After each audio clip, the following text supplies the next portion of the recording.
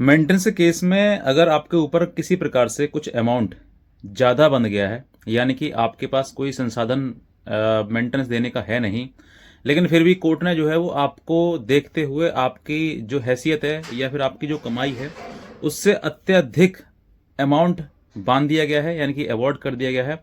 और अब जो है आप परेशान हो रहे हैं कि सर मेरे ऊपर मेंटेनेंस बहुत ज़्यादा बांध दिया गया है और मेरे पास कमाई का कोई स्रोत नहीं है, ना ही मैं इतना कमाता हूँ इतना कि कोर्ट के द्वारा लगा दिया गया है। तो देखो, गलतियाँ जो है वो कहीं ना कहीं लोअर कोर्ट में हो जाती हैं। अगर आपको लगता है कि हाँ मेरा मेंटेनेंस मेरे क्षमता से अधिक है और मैं उसको चुका नहीं सकता हूँ, तो देखो आपके पास में एक ऑप्शन और है जो कि आपको हायर कोर्ट में चैलेंज करने का है। ये ऑप्शन जो है आपको तभी चूज करना है जब आपको लगता हो कि हाँ मेंटेनेंस मेरी कैपेसिटी से अत्यधिक है। दूसरा कि आपको किसी प्रकार से किसी ग्राउंड पर ना सुना गया हो। तो अगर आपको लगता है कि हाँ मेरी बात अच्छे से सुनी भी नहीं गई, या फिर मेरे वकील साहब ने जो है अच्छे से मेरी बात को पेश नहीं कर पाए, या फिर कोर्ट ने कहीं ना कहीं उन सब चीज़ों को, उन एविडेंस को, सबूतों को नहीं देखा है जो आपने पत्रावली पर दाखिल किया था। कई बातें हो सकती हैं जिसमें कि आपको अब आपके पास निचले अदालत में तो कोई ऑप्शन उसका है नहीं, लेकिन अब इसके बाद ऊपर हायर कोर्ट में यानी कि हाई कोर्ट, जो भी आपका स्टेट का हाई कोर्ट लगता हो, उस कोर्ट में आपके पास एक और ऑप्शन है जो कि बात करता है रिवीजन की। अब यहाँ पर आपके सामने अगर रिवीजन आता है, यानी कि आप रिवीजन फाइल करते हैं क्योंकि कोर्ट में कहीं ना कहीं आपको आपके जो मेंटेनेंस है वो आपका गलत बांधा गया या फिर कोई ग्राउंड है या फिर अत्यधिक बांध दिया गया है, तो अब आपके पास ऑप्शन है कि आप जो है इसका हायर कोर्ट में चैलेंज कर दें कि भाई हमारे ऊपर जो मेंटेनेंस बांधा गया वो गलत बांधा गया है। अब क्या क्या कंडीशंस आ सकती हैं आपके ऊपर जब आप इसको चैलेंज करेंगे। देखिए, कहीं ना कहीं जब आपके ऊपर मेंटेनेंस जो कोर्ट ने, लोअर कोर्ट ने बांधा है, उसमें हो सकता है कि आपके पास एरियर आ रहा हो, डेट ऑफ, क्योंकि दोनों चीज़ें होती हैं, डेट ऑफ फाइलिंग और date of application, sorry date of application और डेट ऑफ ऑर्डर, दो चीज़ों से मेंटेनेंस बांधा जाता है। एक तो आपके डेट ऑफ एप्लीकेशन से, मतलब कि जिस समय पर आपको एप्लीकेशन दायर की गई है उसकी, उससे, और दूसरा कि जो जब आपको ऑर्डर हुआ है तब से। तो दोनों का जो अमाउंट है वो कहीं ना कहीं एरियर जो है वो कहीं ज़्यादा हो जाता है। तो इस वजह से कोर्ट जो है, जब आप हायर कोर्ट में जाएंगे तो कुछ अमाउंट जमा करने के लिए कह सकती है, अगर आपके पास कोई स्ट्रॉन्ग ऐसा ग्राउंड नहीं है जिसमें ये बता सकें कि हाँ आपके ऊपर जो मेंटेनेंस बांधा गया है वो इस तरीके से गलत बांधा गया है या फिर ये मेंटेनेंस बनने योग्य है ही नहीं। तो ऐसी परिस्थिति में आपको, अगर आप वो ग्राउंड ऑनरेबल हाई कोर्ट में अगर बता देते हैं, जब चैलेंज करेंगे तो कोर्ट आप में आपके वकील साहब जो आर्ग्यूमेंट करेंगे कि सर ये मेंटेनेंस बांधा गया है और ये गलत बांधा गया है, कहीं ना कहीं लोअर कोर्ट से त्रुटि हुई है। तो अगर वो त्रुटि आप बता दें तो कोर्ट जो है वो आपके जो रिवीजन है वो बिना कॉस्ट के भी अलाउ कर सकता है, मतलब एक्सेप्ट कर सकता है। अलाउ की बात तो बात की बात है, लेकिन एक्सेप्ट किया जा सकता है। एक्सेप्ट होते ही दूसरी पार्टी को नोटिस पहुंच जाएंगे और नोटिस होने के बाद फिर उसको बुलाया जाएगा और उस पर सुनवाई करी जाएगी। सुनवाई होने के बाद जो भी आपके सामने तथ्य निकल कर आते हैं, जो भी आर्ग्यूमेंट के दौरान चीज़ें निकल कर आती हैं कि हाँ ये वाकई लगता है, हाँ कोर्ट को भी सेटिस्फाइड है कि हाँ ये त्रुटि हुई है, तो आपको दो ऑप्शन मिल सकते हैं। एक तो ये ऑप्शन हो सकता है कि ये जो मेंटेनेंस है वो डिसमिस भी हो सकता है, क्योंकि अभी ऑनरेबल हाई कोर्ट ने भी तमाम केस जो है वो डिसमिस किए हुए हैं कि लड़की ने कहीं ना कहीं अपनी अपनी इनकम को, अपने प्रोफेशन को, अपने एजुकेशन को छिपाते हुए उसने मेंटेनेंस लिया है। ऐसे में ऑनरेबल सुप्रीम कोर्ट के कई जजमेंट हैं, इसमें ये कहा गया है कि मेंटेनेंस अगर आप फ्रॉड से, झूठ से अगर आप बना लेते हैं, यानी कि कोई आधे से जजमेंट ले लेते हैं या डिक्री ले लेते हैं, तो फिर उसके बाद वो शून्य माना जाएगा। ये मैंने कल वीडियो बनाया था, उसका आप लिंक मैंने इसी वीडियो में दिया हुआ है, उसको आप देख लीजिए, वहाँ पर आपको पता लग जाएगा। तो अगर इस तरीके से कोई फ्रॉड तरीके से आपको वो जजमेंट या डिक्री ली गई है और आप बाकी आप कोर्ट में भी इस बात को प्रूव कर देते हैं, तो ये तुरंत ही ऑनरेबल हाई कोर्ट के द्वारा ही ये जितना मेंटेनेंस बना है वो सब शून्य हो जाएगा, जीरो हो जाएगा, खत्म हो जाएगा। अब फॉर एग्जाम्पल कि मैंने जो बताया आपको खत्म हो जाएगा, कभी कभी ऐसा होता है कि ना भी हो, क्योंकि आपके पास कोई ऐसा ऑप्शन ना हो या ग्राउंड ना हो या फिर कोई आपकी बातचीत ना हो या फिर ऐसा कोई एविडेंस आप ना दे पाए या कोर्ट को सेटिस्फाइड नहीं कर पाए, कुछ भी ऑप्शन हो सकता है। अगर ऐसी परिस्थिति में अगर आपके सामने होता है तो फिर आपके पास ऑप्शन है सेकंड वाला। सेकंड में क्या है कि आपको जो मेंटेनेंस बांधा गया है फिर आप ये प्रेयर करें कि सर इसको कम कर दिया जाए, क्योंकि कहीं ना कहीं जो बच्चा लड़का है, जो मतलब पति है, उसके पास ये इतनी कैपेसिटी नहीं है कि वो इतना अमाउंट पे कर सकता है। तो कोर्ट ना कहीं उसको एक सॉफ्ट कॉर्नर के साथ में उसको थोड़ा सा कम किया जा सकता है कि भाई इतना नहीं, इतना कम कर लीजिए। तो आप वहाँ पर अगर कोर्ट को कन्विंस कर लेंगे तो कोर्ट जो है आपके कम कर देगी। अब कुछ गवर्नमेंट एम्प्लॉय भी है जो जिनकी सैलरी फिक्स है, जिनको पता है कि हाँ ये इतनी है, वो छिपा भी नहीं सकते हैं। तो गवर्नमेंट एम्प्लॉय जो अपनी इनकम छिपा नहीं सकते हैं, अपनी बात को रखेंगे कि साहब जितनी है सैलरी है, मान लीजिए फॉर एग्जांपल कि 40,000 है, 50,000 है आपकी, तो आपने जो भी अमाउंट आपने एडमिट कर लिया तो उससे तो आप पीछे हट नहीं सकते हैं, ये तो नियम है।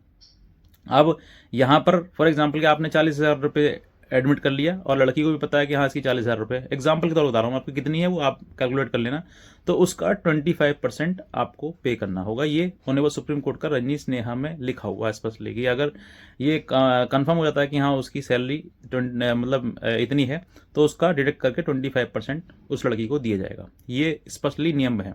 तो अगर ऐसी परिस्थिति आपके सामने आती है तो फिर आप ये समझ लीजिए कितना आपको देना ही होगा, फिर आप कम की कोई उम्मीद ना करें। अब यहाँ पर भी कुछ महिलाएं जो है वो झूठ बोल के मुकदमा करती हैं, तो आपको वो उसकी गलतियां बताना है कि सर ये गलतियां हैं इसकी, ये मुकदमे में झूठ बोला गया है, सारी स्पष्ट आप रखोगे ताकि चीज़ों को पता लगे। क्योंकि जहाँ पर जो जज साहब बैठे हैं वो भी एक इंसान है, वो भी समझते हैं कि हाँ लड़की की गलती है या फिर लड़के की गलती है। जो रिश्ता टूट रहा है, रिश्ते में आज दरार है, रिश्ता में लड़ाई झगड़े चल रहे हैं, तो वो उसमें क्या गलती, किसकी मतलब जो साइड है वो कमज़ोर है, किसकी स्ट्रांग है। जहाँ पर गलती होती है तो गलती आप बताओगे तो गलती की सज़ा तो मिलेगी, चाहे वो मेंटेनेंस के रूप में मिले, चाहे किसी प्रकार से मिले। और जो लड़कियाँ सक्षम हैं और नौकरी कर सकती हैं, जॉब कर सकती हैं, कर रही हैं, तो उनको करना चाहिए, ना कि उनको आइडल बैठ के उनसे इंतजार करना चाहिए कि भाई हमें जो है हमें मेंटेनेंस देना था। तो इस तरीके से कानून का कहीं ना कहीं दुरुपयोग भी हो रहा है। अभी MP हाईकोर्ट ने भी स्पष्टली कहा गया कि we are not creating an army of idle women. जो महिलाएं सिर्फ और सिर्फ बैठ के इंतजार कर रही हैं कि हमें मेंटेनेंस चाहिए, तो हम ऐसी आर्मी क्रिएट नहीं कर रहे हैं। ये स्पष्टली ऑनरेबल हाईकोर्ट के MP हाईकोर्ट का जजमेंट है, उसमें कहा गया है। तो आप जो है अब अपनी बात को जजमेंट के साथ में, अपनी बात को एविडेंस के साथ में आप जजमेंट के कॉपी लगाते हुए कोर्ट में अपनी बात कहिए, आपकी बात सुनी जाएगी किसी प्रकार से। और जो लोग अपने आप को हताश या डिप्रेस्ड या फिर किसी प्रकार से उनका मनोबल टूट जाता है कि भाई हम नहीं लड़ पा रहे हैं या हम हार रहे हैं, तो मैं कहता हूँ देखो, हारने और जीतने वाली बात अलग है। आपको अपने जीवन में एक ही बात को याद रखना है कि मैं एक बुराई के खिलाफ लड़ रहा हूँ। अगर आपकी गलती नहीं है, आप सही है और वो महिला गलत है, तो आपके अंदर एक ही चीज़ उत्पन्न होनी चाहिए कि मैं इस बुराई के खिलाफ लड़ रहा हूँ। भगवान श्री राम भी बुराई के खिलाफ लड़े थे। आज दुनिया जानती है तो भगवान को रावण के द्वारा ही जानती है। अगर रावण नहीं होता तो भगवान श्री राम को कोई नहीं जानता। तो इसीलिए आपके सामने भी कोई व्यक्ति है जो रावण की गति में है, इसीलिए वो आपको लड़ना पड़ रहा है। आप बार बार हार रहे हैं, जीत रहे हैं, इट डजेंट मैटर। बस आपको ये याद रखना है कि मुझे संघर्ष करना है और इस लड़ाई को, जो बुराई है, इस बुराई को ख़त्म करना है। ख़त्म का मतलब कि इस जो बुराई पनप रही है, इस बुराई के विरुद्ध मुझे लड़ना है। अगर आप ये सब चीज़ें मन में सोच कर चलेंगे तो मैं कहता हूँ आप हर जगह जीतेंगे। और अगर हार भी रहे ना, तो कहते हैं ना, मन के हारे हारे, मन के जीते जीत। तो आप मन से जीतिए। आपकी अपनी आत्मा आपको ये बार बार कहेगी कि नहीं, तू लड़, ये बुरा गलत है। अगर किसी प्रकार से लोअर कोर्ट के द्वारा भी अगर कोई जजमेंट पास कर दिया गया है और आपको लग रहा है कि हाँ ये गलत है, तो आपकी आत्मा कहेगी नहीं ये गलत है, मैं लड़ूंगा, तो आप हायर कोर्ट में जाएंगे। वहीं पर भी कहीं ना कहीं आपको सॉल्यूशन जरूर मिलेगा। तो आप ऐसी परिस्थिति अपने आप क्रिएट करिए। आपको मन से नहीं हारना है। मन से हारे हुए लोग सिर्फ एक ही सोचते हैं कि भाई आत्महत्या कर ली जाए। मैं आपको जेन्युइन चीज़ बता रहा हूँ। जो लोग आज के टाइम में आत्महत्या कर रहे हैं, बहुत सारे लोग हैं। देखो, हर बात वायरल नहीं होती, हर बार लोगों तक पहुँचती भी नहीं है, लेकिन कहीं ना कहीं ये बातें जो है हो रही हैं। जो लोग जो है बेचारे कोर्ट कचहरी के डर से या फिर कानून के डर से या जेल जाने के डर से या अपनी इज्जत की वजह से बेचारे कहीं ना कहीं अपना जीवन समाप्त कर रहे हैं। हर बात, जो बात पहुंच जाती है आजकल टाइम, देखिए सोशल मीडिया उठाकर देख लीजिए, कहीं ना कहीं कोई बात अब तो जो लड़के बेचारे आत्महत्या करते हैं वो वीडियो बना के सोशल मीडिया पर अपलोड करते हैं, लेकिन हर व्यक्ति ऐसा नहीं करता है। तो आप जो है मन से मत हारिए। आपको जीतना है, लेकिन कैसे जीतना है? आपको अपनी अंतरात्मा आपकी खुद कहेगी, खुद गवाही देगी आपकी कि हाँ मुझे लड़ना है, मुझे गलत के विरुद्ध लड़ना है। आपकी गलती नहीं है तब, और सामने वाला गलती कर रहा है तो करने दो, कोई दिक्कत नहीं है आपको। देखो, मैं एक चीज़ बताऊँ कि मेंटेनेंस कोई बड़ी बात नहीं है, हर व्यक्ति दे सकता है। लेकिन जब बात आती है ना कि हाँ बुराई से लिया जा रहा है, ज़बरदस्ती गले पर पैर रख के मुंह से निकाला जा रहा है, छीना जा रहा है, तो वो चीज़ें फिर वो व्यक्ति स्वीकार नहीं करता है। वरना सोचकर देखिए, जो पति कोर्ट कचहरी में लड़ाई लड़ रहा है, तमाम अपमान झेल रहा है, पैसा भी दे रहा है, परेशानी भी झेल रहा है, डिप्रेशन भी जा रहा है, पूरे परिवार खराब हो रहा है, पूरा परिवार में अकेले हो गया वो आज, तो क्या वो तुम्हें थोड़ा सा अमाउंट देकर तुम्हारे अपने घर नहीं रख सकता है क्या? रख सकता है। लेकिन कहीं ना कहीं कोई ऐसी बड़ी गलती हुई है जिस वजह से आज आप दोनों अलग हो। और जो पैसा ले जबरदस्ती लिया जाता है ना, वो पैसा किसी काम का नहीं है। कहते हैं ना, धन भी पाप से नहीं कमाना चाहिए, धन भी पुण्य से कमाना चाहिए। जो इंसान, जो आज के टाइम में लोग जो है वो जबरदस्ती गले में से पति के मुंह में से पैसा निकाल के, कहते हैं ना, एक कानूनी रूप से कानूनी प्रक्रिया है जिसके द्वारा कोई पति भी अपनी पत्नी को पैसा नहीं देना चाहता है, लेकिन जबरदस्ती उससे लिया जाता है, उसके सीने में पैर रख के लिया जाता है कि भाई तू दे, नहीं देगा तुझे जेल भिजवाई जाएगी, तेरे बाद तुझे प्रॉपर्टी कर दी जाएगी, तुझे ये करा दिया जाएगा, वो करा दिया जाएगा, तमाम उसे बातें आती हैं। तो इस वजह से बेचारा वो डर की वजह से, अपनी मान सम्मान की इज्जत की वजह से उसको वो पैसा दे देता है। लेकिन जो पैसा लिया जाता है ना, कहते हैं ये पुण्य का पैसा नहीं है, ये पाप का पैसा है। ये कैसे है? क्योंकि जो इंसान अपने मन से पैसा नहीं दे रहा है आपको, इसका मतलब वो दिल दुखा के तुम्हें पैसा दिया जा रहा है और तुम दिल दुखा के उसका पैसा ले रहे हो। तो जो पैसा आज तुम ले रहे हो, आज धन वो इकट्ठा कर रहे हो ना, एक समय ऐसा आएगा कि वो कहीं ना कहीं बुराई का पैसा बुराई में जाएगा, पाप का पैसा पाप में ही जाएगा। जो पुत्र, जो बेटा जो है अपने पैसा या कमा कर देते हैं, या फिर उनको पता लगता है, उनके माता पिता को पता लगता है कि मेरा बेटा इतना पैसा दे रहा है, क्योंकि पता तो लगता है कि छुपती तो है नहीं, वो घर आके बताता ही है कि उसको इतना मेंटेनेंस दे रहा है। उसकी माँ से पूछिए, वो वृद्ध माँ है, वो माँ, वो पिता, कि वो कितना अशराप देते होंगे, कितना बुरा कहते होंगे आपके लिए कि मेरे बेटे की गाड़ी कमाई, मेहनत की कमाई।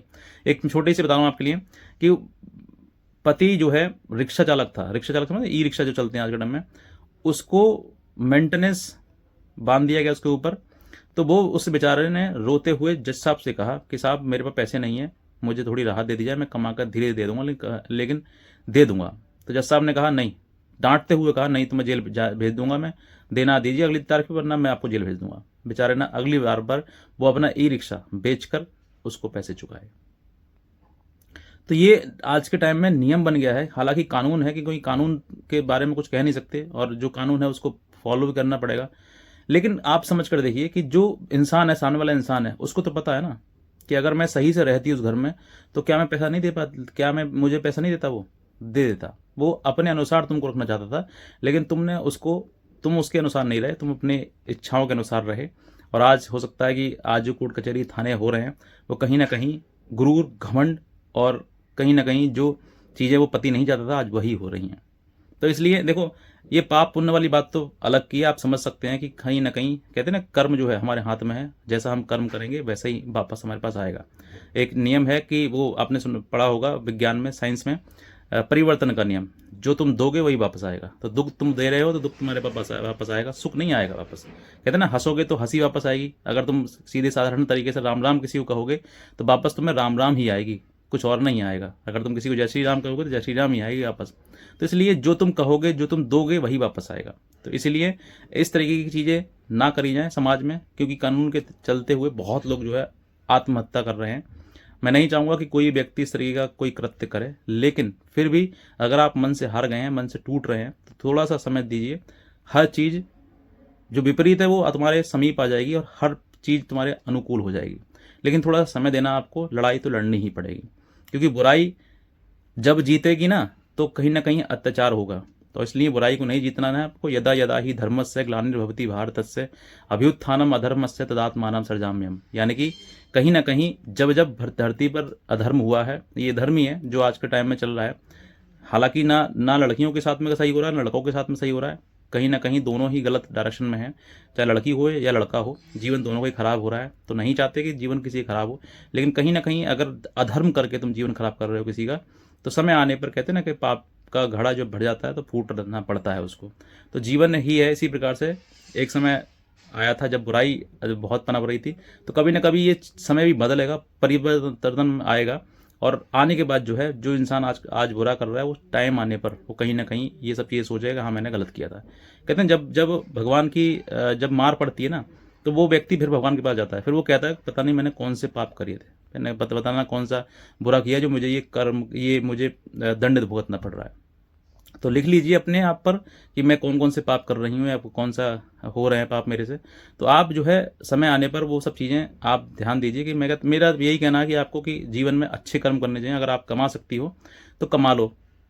अगर आप किसी को दुख दोगे तो दुख वापस तुम्हें वापस ही आएगा, सुख नहीं आएगा।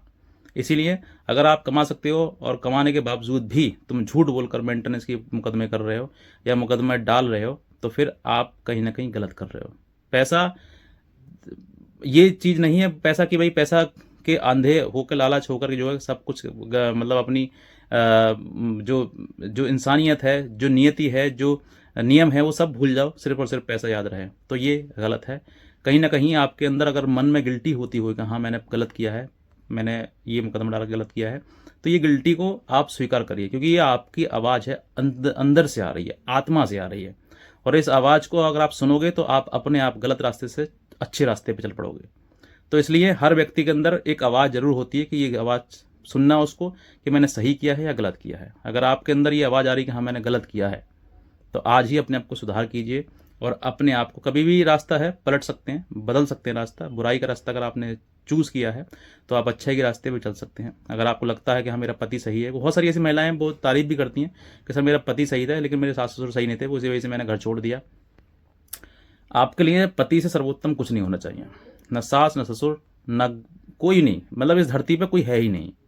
सर्वोत्तम, सर्वोच्च, सर्वोपरि सिर्फ एक ही इंसान, पति। पति से बढ़कर कुछ नहीं। अगर आपको अपने पति से प्रेम है और पति के पास जाना चाहते हैं, तो मैं कहता हूं कि आप पूरी ताकत उस पति को पाने में लगा दीजिए, ना कि मेंटेनेंस पाने में। तुम क्या करती हो, सारी ताकत उसको अपमानित, बेइज्जत, उसको सजा दिलाने में करा देते हो। लेकिन तुम अब ये नहीं सोचते कि हाँ मेरा पति है, मैं पति को पाने के लिए अपने हथकंडे अपनाऊं, लेकिन ये कानूनी कोर्ट के जरिए से तो उसको दंड मिलेगा, उसको गलत होगा साथ में, तो वो व्यक्ति मेरे से और दूर जाएगा, पास नहीं आएगा। तो आप उसको पाने के लिए कोशिश करिए। दूर भगाने के लिए तो और भी तरीके बहुत हैं, कहीं ना कहीं आप उनका इस्तेमाल कर ही लोगे। लेकिन आप सोच कर देखिए कि अगर तुम साथ रहते तो जिस मेंटेनेंस के लिए तुम इतनी भागा दौड़ी कर रही हो, जिस मेंटेनेंस के लिए तुम इतनी परेशानियां ले रही हो, क्या वो तुम्हें नहीं देता? तुम्हें देता। तुम्हें खाने पीने, रहने, कपड़ा लत्ता, पैसा, सब कुछ, मान सम्मान सब मिलता। लेकिन आज तुम्हें क्या मिल रहा है? चंद रुपए। और जो रुपए मिलते भी है ना, उन रुपए को तुम खुद इस्तेमाल नहीं करती हो। वो उन रुपए को तुम अपनी मम्मी के हाथ में या पापा के हाथ में या भाई के हाथ में दे देती हो। उस पैसे का तुम भी इस्तेमाल नहीं करती हो। तो वो पैसा किस काम का, जो तुम्हारे काम इस्तेमाल ना हो रहा, वो कोई और इस्तेमाल कर रहा है उसका। और माता पिता भी ये नहीं कहते हैं कि बेटा ये कमाई अच्छी नहीं है, ये पैसा अच्छा नहीं है, तुमने किसी के मन को दुखा कर तुमने पैसा लिया है। ये तो मन को दुखा कर तुम पैसा ले रहे हो, ये पैसा सही नहीं है। ये माँ अगर पिता उसके अगर ये एडवाइस देने लगे हैं उसको कि हाँ तुम गलत कर रही हो, तो वो बेटी भी गलत नहीं करेगी। वो कहीं ना कहीं खुद कमा लेगी, खुद पैसा करने के लिए शरीर का इस्तेमाल कर लेगी, मतलब जितना भी होगा मेहनत कर लेगी, लेकिन वो ऐसा पैसा इकट्ठा नहीं करेगी। लेकिन माता पिता नहीं कहते हैं, जैसे पैसे आते हैं हाथ में तो वो खुश हो जाते हैं, अरे वाह बहुत बढ़िया बेटा, ठीक है बेटा अगले महीने और मिलेंगे ना, हाँ ठीक है अगले महीने फिर मिलेंगे। तो ये सब कुछ आप नियम से विरुद्ध जा रहे हो। ये नियम अगर इस्तेमाल करो, आप नियम का मतलब फॉलो करो नियम को, तो मैं कहता हूँ आप कभी गलत कर ही नहीं पाओगे। हर व्यक्ति के अंदर से आवाज़ आती है कि हाँ मैं गलत कर रहा हूँ। चोर को भी ये पता लगता है कि मैं गलत कर रहा हूँ, लेकिन चोर चोरी करता है और फिर उसके बाद दंड मिलता है उसको। और जब दंड मिलता है तो फिर भगवान को याद करता है कि भगवान मैंने कौन सी गलती कर दी ऐसी। तो इसलिए मैं इसमें मतलब आप ये मैं नहीं कर रहा हूँ, मैं नियम, प्रकृति का नियम समझ लीजिए कि लोग, हर व्यक्ति जो है कहीं ना कहीं पुण्य का काम कर रहा है, कहीं भंडारे करवा रहा है, कहीं कथा करवा रहा है, कहीं मतलब गरीबों की मदद कर रहा है, खाना खिला रहा है। तुम क्या कर रही हो? तुम किसी के पेट पर लात मार के, किसी के सीने पर पैर रखकर उससे जबरदस्ती उसके मुंह में से पैसा निकाल रही हो, उसकी जेब में से पैसा निकाल रहे हो। वो नहीं दे रहा है तो उसको दंडित करवा रही हो। तुम कानून की तरफ मत जाओ, एक धर्म की तरफ जाओ ना, एक नियम की तरफ जाओ ना, कि वाकई ये नियम सही है क्या। चलो कानून तुम्हारे फेवर में है, तो क्या कानून के फेवर में होते हुए क्या ये जो इस्तेमाल हो रहे हैं, हथकंडे इस्तेमाल हो रहे हैं, क्या ये सही है? क्या किसी को अपमानित करना सही है? क्या किसी की जेब से ज़बरदस्ती पैसा निकालना सही है? कानूनी रूप से निकाल रहे, चलो ठीक है मान लेते हैं, लेकिन क्या ये सही है? मैं ये नहीं कहता हूँ कि आप ऐसा मत करो, आपकी इच्छा आप करो, ठीक है, लेकिन जो कर रहे हो ना कभी देखना समय आने पर भुगतोगे भी। ये नियम है प्रकृति का। जिस तरीके से तुमने किसी को परेशान किया है वो परेशानी सामने आनी ही आनी है। मैंने कहा ना कि साइंस का नियम है परिवर्तन का, जैसे जो तुम दोगे वो वापस भी आएगा। कभी कभी ऐसा हुआ ही नहीं है इस धरती पर कि बुरे के साथ में बुरा ना हुआ हो, बुरे के साथ में बहुत बुरा हुआ है।